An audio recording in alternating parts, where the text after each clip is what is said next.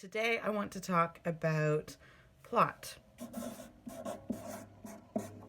and how I use it, because I am not really a plotter. And maybe you aren't too. Maybe that's a term you've been resistant to. But plot itself is something that even pantsers or quilters, I quite like quilter, that is how I write. I am somebody who collects little snippets. I write little chunks about characters over a long time. I use Scrivener, and in Scrivener, the way that snippets are organized, it's called a binder.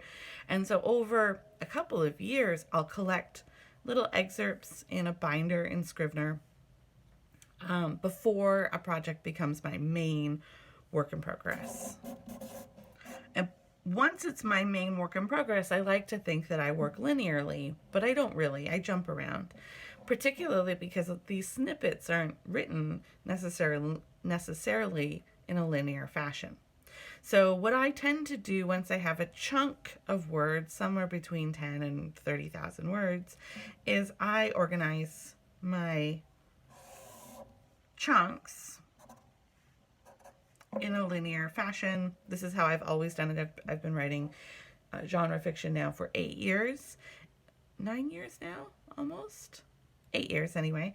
And so this is how I've always done it. I've picked up beats that I've internalized along the way. Like at about 50% mark, I write romance. So, and that's how I tend to think about my own books. But at the 50% mark, for me, my own personal beat is that they become the protagonist. They become aware of their real feelings. Probably for the first time. Sometimes this is in a love scene. Sometimes it's in another kind of intimacy, but it's a moment of true intimacy that changes everything. It's at the 50% mark, roughly, somewhere in there. The other beat that I've really internalized is somewhere around the 25% mark. I call this, well, I call it because she calls it, the Elizabeth Hoyt I see you. And if anyone has seen Elizabeth Hoyt, who's a wonderful historical romance author, do a presentation at a conference, you know that there is a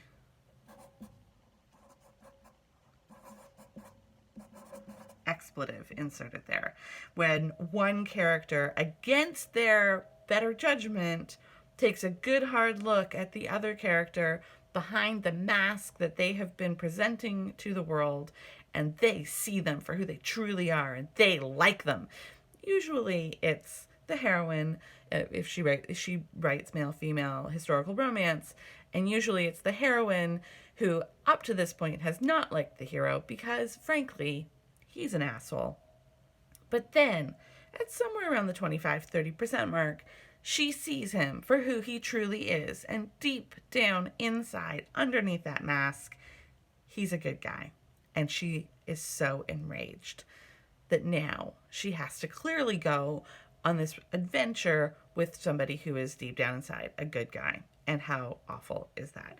Only because he's not a good guy on the outside, right? Like, you get it.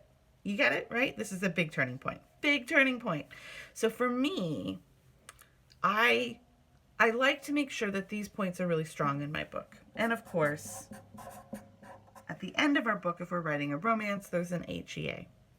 So for a long time, for a very long time, I have taken my chapters, or they're not really chapters, they're excerpts. I've taken my excerpts and I've made sure that they plot along here. And in order to make it a bit more three-dimensional, I have mapped it on the 3-act structure, right? So we have the first act, we have the big middle act, which is really nothing but rising tension, up and down, wins and losses. They get what they want, and then it's taken away from them by the cruel writer. I love this. And then, of course, the third act, which is like the big boss level, right? Everything, the moment of death, or feels like literal death, all of that, followed by a denouement and a very satisfying HEA at the end. And so what I literally would do is I would go in and I would write, you know, thinks he's an asshole. Well, better than that, but, you know, thinks he's an asshole, bullet point. Is reinforced that he's a big old jerk. But then, she sees him. And then everything changes. And now they're on their journey. And then there's another big turning point into the third act. Somewhere also around here, I like to introduce new conflict, like the conflict that's in the first act doesn't sustain them over the entire book if it's a full-length novel. They have to think that's the problem, but then they realize, oh no, there's actually a much completely different, bigger problem, and that is the actual journey they're going to go on, and it gets introduced somewhere around here. I have all these little tiny beats in my head. And then, a couple of weeks ago, was it only a couple of weeks ago? It feels truly life-changing. My friend, Susan Hayes, sent me, she sent my co-writer, Sadie Holler, a link to a video by Rachel Stephen about plot embryo and story circles. So imagine if instead, let's see whether or not I did this, like if I'm going to be able to pull this paper out properly or if I'm just going to make a big mess. So we'll see. Imagine if instead of me planning it like this, dun dun dun, bah, it was a circle. Did that work? I think that worked. I can't see my camera. Okay. So if you think of your story as starting here and ending here with the HEA right there and your protagonist being, how do we want to describe it at the start? Vaguely unsettled. And it could be not vague, right? They could have just been fired. They could have just broken up with their, longtime fiance who just never really did it for them. Definitely didn't go down on her. The standard in romance. Something is wrong. And then you meet somebody. Somewhere in here is a meet cute. And then at about the 25% mark, we have the I see you moment, which propels you on a journey with this person. Or of course, if you don't write two people in a romance, these people, I'll try not to be too restrictive there in how I describe this. So what was my other beat that I know? The real feelings. True intimacy. And this is important. This is just like my contribution to the YouTube discussion on Story Circle. So this is not going to be nearly as detailed as Rachel Stevens. I'll link to her video as well because she goes into all sorts of stuff. I just want to show you how my own way of thinking about plot could be applied to the Story Circle idea. So real feelings, true intimacy. So I'm not changing how I think about story at all. And remember, I have a Scrivener binder full of chunks. Right? This is my story. Nothing has changed in how I'm writing the book. The only thing that has changed is almost like an administrative tool to help me be a little bit more organized. And I'm about to show you how. So, the Story Circle, which is full credit, this is based on Dan Harmon, who writes the TV show Community, who wrote the TV show Community. It's his plot embryo. And I heard about it through a couple of writer friends who watched Rachel Stevens' video. Okay. If you think about story instead of as one linear line, but as a linear line that bends, I think it has caused a big shadow, a linear line that bends back to itself, because isn't life nothing but a constant set of cycles where we start here and we go through an experience and we come back to ourself, come back to rest, come back to home, either literally or figuratively. It's a really interesting way to think about all journeys. So we can divide a story circle or a plot embryo by two meridians. The first one divides the first half of the book from the second half of the book, dividing it into ignorance. And the second half is enlightenment. which means that the first half of your book, you want your character to be moving from a place of being vaguely unsettled towards understanding their true, real feelings. Aha! See how my beat was already there?